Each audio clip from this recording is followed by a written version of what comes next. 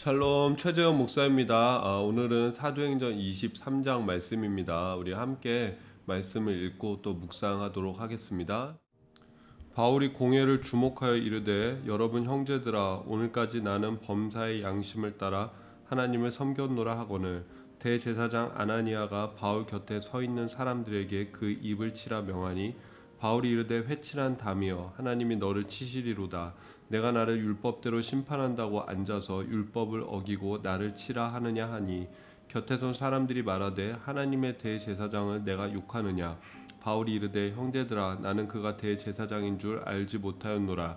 기록하였을 때 너의 백성의 관리를 비방하지 말라 하였느니라 하더라. 바울이 그중 일부는 사두개인이요 다른 일부는 바리새인인 줄 알고 공회에서 외쳐 이르되 여러분 형제들아 나는 바리새인이요 또 바리새인의 아들이라. 죽은 자의 소망 곧 부활로 말미암아 내가 신문을 받노라. 그 말을 한즉 바리새인과 사두개인 사이에 다툼이 생겨 무리가 나누어지니 이는 사두개인은 부활도 없고 천사도 없고 영도 없다 하고 바리새인은 다 있다 함이라. 크게 떠들세 바리새인 편에서 몇 서기관이 일어나 다투어 이르되 우리가 이 사람을 보니 악한 것이 없도다. 혹 영이나 혹 천사가 그에게 말하였으면 어찌하겠느냐 하여 큰 분쟁이 생기니 천부장은 바울이 그들에게 찢겨질까 하여 군인을 명하여 데려가 무리 가운데서 빼앗아 가지고 영내로 들어가라 하니라. 그날 밤에 주께서 바울 곁에 서서 이르시되 담대하라. 내가 예루살렘에서 나의 일을 증언한 것 같이 로마에서도 증언하여야 하리라 하시니라. 날이 새매 유대인들이 당을 지어 맹세하되 바울을 죽이기 전에는 먹지도 아니하고 마시지도 아니하겠다 하고 이같이 동맹한 자가 40여 명이더라. 대제사장들과 장로들에게 가서 말하되 우리가 바울을 죽이기 전에는 아무것도 먹지 않기로 굳게 맹세하였으니 이제 너희는 그의 사실을 더 자세히 물어보려는 척하면서 공회와 함께 천부장에게 청하여 바울을 너희에게로 데리고 내려오게 하라. 우리는 그가 가까이 오기 전에 죽이기로 준비하였노라 하더니 바울의 생질이 그들이 매복하여 있다함을 듣고 와서 영내에 들어가 바울에게 알린지라. 바울이 한 백부장을 청하여 이르되 이 청년을 천부장에게로 인도하라. 그에게 무슨 할 말이 있다 하니 천부장에게로 데리고 가서 이르되 죄수 바울이 나를 불러 이 청년이 당신께 할 말이 있다 하여 데리고 가기를 청하더이다 하매 천부장이 그의 손을 잡고 물러가서 조용히 묻되 내게 할 말이 무엇이냐. 대답하되 유대인들이 공모하기를 그들이 바울에 대하여 더 자세한 것을 묻기 위함이라 하고 내일 그를 데리고 공회로 내려오기를 당신께 청하자 하였으니 당신은 그들의 청함을 따르지 마옵소서. 그들 중에서 바울을 죽이기 전에는 먹지도 않고 마시지도 않기로 맹세한 자 40여 명이 그를 죽이려고 숨어서 지금 다 준비하고 당신의 허락만 기다리나이다 하니 이에 천부장이 청년을 보내며 경계하되 이 일을 내게 알렸다고 아무에게도 이르지 말라 하고 백부장 둘을 불러 이르되 밤 제3시에 가이사랴까지 갈 보병 200명과 기병 70명과 창병 200명을 준비하라 하고 또 바울을 태워 총독 벨릭스에게로 무사히 보내기 위하여 짐승을 준비하라 명하며 또 이 아래와 같이 편지하노니 일러스되 글라우디오 루시아는 총독 벨리스 각하께 문안하나이다. 이 사람이 유대인들에게 잡혀 죽게 된 것을 내가 로마 사람인 줄 들어 알고 군대를 거느리고 가서 구원하여다가 유대인들이 무슨 일로 그를 고발하는지 알고자 하여 그들의 공회로 데리고 내려갔더니 고발하는 것이 그들의 율법 문제에 관한 것뿐이요 한 가지도 죽이거나 결박할 사유가 없음을 발견하였나이다. 그러나 이 사람을 해하려는 관계가 있다고 누가 내게 알려주기로 곧 당신께로 보내며 또 고발하는 사람들도 당신 앞에서 그에 대하여 말하라 하였나이다 하였더라. 보병이 명을 받은 대로 밤에 바울을 데리고 안디바드리에 이르러 이튿날 기병으로 바울을 호송하게 하고 영내로 돌아가니라. 그들이 가이사랴에 들어가서 편지를 총독에게 드리고 바울을 그 앞에 세우니 총독이 읽고 바울더러 어느 영지 사람이냐 물어 길리기아 사람인 줄 알고 이르되 너를 고발하는 사람들이 오거든 내 말을 들으리라 하고 헤롯궁의 글을 지키라 명하니라. 아멘. 하겠습니다. 네, 제가 오늘 말씀의 제목을 용기를 내어라 라고 그렇게 말씀 제목을 정했습니다. 하나님이 바울에게 하신 말씀인데 어떤 배경 속에서 그런 말씀을 하셨는지 우리가 한번 살펴보면 좋을 것 같습니다. 사도행전 23장은 바울이 유대인들의 재판장이라고 할 수 있는 공회 앞에 서게 된 것을 보게 됩니다. 대제사장이 있고 또 많은 유대인들이 이 바울을 신문하기 위해서 지금 그 현장에 있는 것을 볼 수가 있습니다. 유대인들은 이 바울을 심판하고 또 바울에게 마땅한 그 형벌을 내리고자 했는데, 왜냐하면은 이 바울이 율법을 어기는 사람이다. 유대인들을 배신하고 모세로부터 전해진 그 율법을 어기는 사람이다라고 생각했기 때문입니다. 유대인들의 모습을 보면은 우리가 정치에서도 보면 진보가 있고 보수가 있고 또 여당이 있고 야당이 있지 않습니까? 그런 것처럼 유대인들 중에서도 다 한마음 한뜻이었던 것은 아닙니다. 분파들이 있었고 또 이렇게 이런 나눠지는 계층들이 있었습니다. 특별히 제일 대표적인 게 사두개파와 바리새인 파들인데, 이 사두개파와 바리새파의 특징은 뭐냐면은 서로 믿는 교리들이 좀 달랐습니다. 대표적인 것이 부활입니다. 바리새인들은 부활을 믿었지만은 사두개인들은 부활은 없다라고 생각했었고, 또 바리새인들은 영적인 존재들, 천사나 영을 믿었지만은 사두개인들은 그런 것은 없다라고 생각했습니다. 두 그룹의 차이가 명확하게 나타나는 구절이 8절입니다. 제가 한번 읽어드리면, 이는 사두개인은 부활도 없고 천사도 없고 영도 없다 하고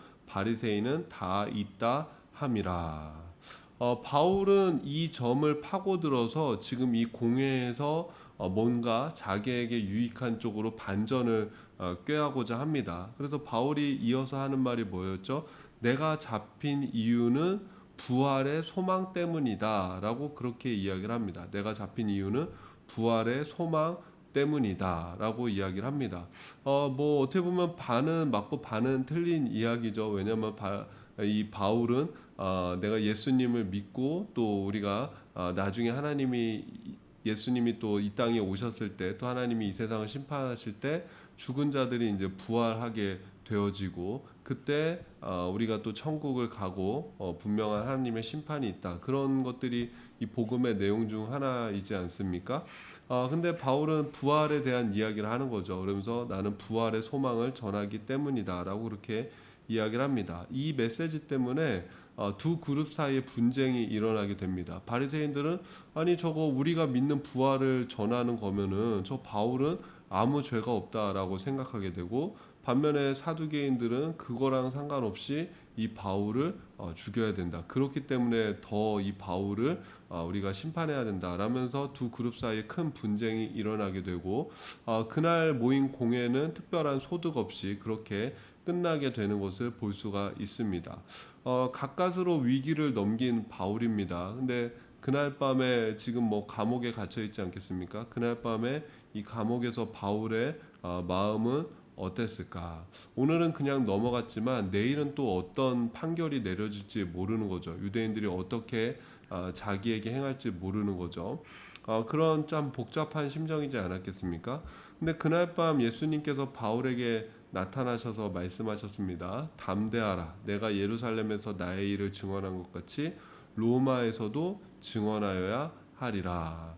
여기서 담대하라는 말은 용기를 내라라는 것입니다. 그러니까 바울에게 힘을 북돋아 주시는 것이죠. 바울아, 용기를 내라. 걱정하지 말아라. 네가 지금 이 위기를 잘 넘어갈 것이다. 너는 반드시 이 예루살렘에서 너의 삶이 끝나고 너의 인생이 끝나는 것이 아니라 로마로 가서 복음을 증거하게 될 것이다 라면서, 어떻게 보면 주님의 약속인 거죠. 약속을 주님께서 말씀해 주시면서 용기를 내라, 담대하라 라고 말하는 것을 말씀해 주시는 것을 볼 수가 있습니다.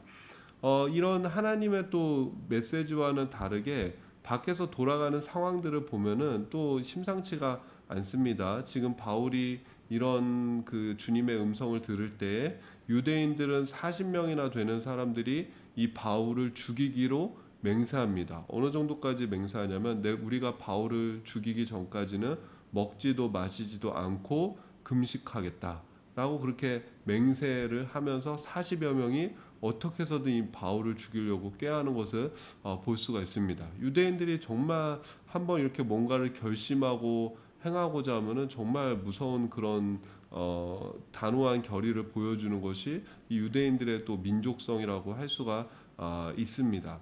근데 분명한 하나님의 약속이 있지 않았습니까? 로마로 가서 증거하게 될 것이다. 그래서 그 일어나는 사항들을 우리가 말씀 속에서 한번 보면은 바울이 자기의 생질 조카를 통해서 이 유대인들이 어떤 맹세를 했는가, 지금 어떤 계략을 꾸미고 있는가를 알게 되죠. 그리고 그것을 로마의 지휘관이었던 천부장한테 이야기를 하게 되고, 또 천부장은 이 바울은 또 로마 시민권자지 않습니까? 그렇기 때문에 죄수의 신분이지만은 이 바울을 합당한 재판을 받게 할 그런 어떤 의무가 있습니다. 그 전까지는 바울을 지켜야 될 그런 책임이 있는 사람이 바로 천부장인 거죠. 그러니까는 수백 명의 그 사람들을 동원해서 이 바울을 안전하게 지키고, 여기 예루살렘에 있다가는 이 바울이 정말 큰일 나겠다 해서 가이사랴에 있는 총독 벨릭스에게로 이 바울을 안전하게 호송하는 그것을 보게 됩니다. 이 말씀들 쪽에서 참 이렇게 일어나는 일들을 보면서 저는 그런 생각이 들었습니다. 이 모든 일들이 사람들에 의해서 이루어지는 것 같습니다. 바울이 적절한 때에 이게 내가 부활 때문에 나는 여기 잡혀온 것이다 라면서 변론을 하고, 또 뭐 로마의 천부장을 통해서 바울이 안전하게 또 호송을 받게 되고, 또 우연히 이 유대인들이 바울을 죽일 맹세를 하지만 그것이 또 우연히 바울의 조카가 그걸 듣고 바울에게 알려주고 바울이 천부장에게 알려주게 되고, 그러니까 이 모든 일 속에서 사람들에 의해서 우연이 이루어지는 것 같지만은 그런 말 있지 않습니까? 우연은 하나님의 필연이다라는 말처럼 그 안에는 참 놀라운 하나님의 섭리가 있는 것입니다. 그래서 여러분, 우리가 믿음으로 산다라는 것은 하나님의 섭리를 인정하며 사는 거죠. 모든 일 속에서 하나님을 인정하며 살 때 또 하나님이 우리를 인도하신다라고 우리가 잠언 말씀을 통해서 또 하나님의 약속을 배우지 않았습니까? 그래서 오늘 우리가 묵상 질문은 이것입니다. 묵상해 볼 내용은 이것입니다. 오늘 나를 두렵게 하는 것은 무엇입니까?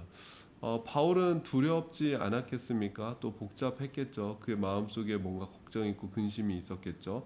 근데 나를 두렵게 하고 걱정되게 하는 그 일을 하나님께 맡기고 기도할 때 하나님이 바울에게 용기를 내어라 라고 말씀해 주셨던 것처럼 우리에게도 분명히 힘과 용기를 주실 줄로 믿습니다.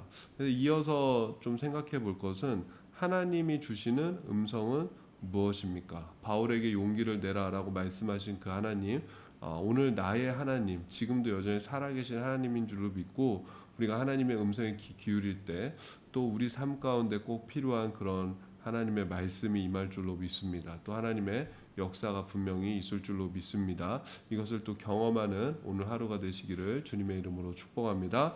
기도하겠습니다. 하나님, 오늘도 보이지 않지만 하나님의 섭리가 우리 삶 속에 역사하고 있음을 믿음으로 고백합니다. 우리의 모든 일들을 또 하나님 앞에 맡기고 의뢰하며 나아갈 때 하나님이 주시는 음성을 듣게 하여 주시옵고, 오늘 하루도 주님이 주시는 힘과 용기로 살게 하여 주시옵소서. 예수님의 이름으로 기도드립니다. 아멘.